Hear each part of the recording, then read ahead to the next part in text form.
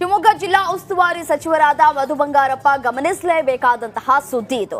ನಿಮ್ಮದೇ ಕ್ಷೇತ್ರದಲ್ಲಿ ಸಮರ್ಪಕ ರಸ್ತೆ ಇಲ್ಲದೆ ಜನರು ಹಿಡಿಶಾಪವನ್ನ ಹಾಕ್ತಾ ಇದ್ದಾರೆ. ರಸ್ತೆಗೆ ರೋಟರ್ ಹೊಡೆದು ನಾಟಿ ಮಾಡಿ ಆಕ್ರೋಶವನ್ನ ವ್ಯಕ್ತಪಡಿಸ್ತಾ ಇದ್ದಾರೆ. ಮಳೆಗಾಲದಲ್ಲಿ ರಸ್ತೆ ಮೇಲೆ ಓಡಾಡೋದಕ್ಕೆ ಆಗೋದಿಲ್ಲ ಅಂತ ಕಿಡಿಕಾರಿದ್ದಾರೆ. ಸೊರಬ ತಾಲೂಕಿನ ಹೊಸ ತತ್ತೂರು ಗ್ರಾಮಸ್ಥರು ನಾಟಿ ಮಾಡಿ ಆಕ್ರೋಶವನ್ನ ವ್ಯಕ್ತಪಡಿಸಿದ್ದಾರೆ. ಕೂಡಲೇ ಡಾಂಬರ್ ರಸ್ತೆಯನ್ನ ಮಾಡಿಕೊಡುವಂತೆ ಸ್ಥಳೀಯರು ಆಗ್ರಹಿಸಿದ್ದಾರೆ.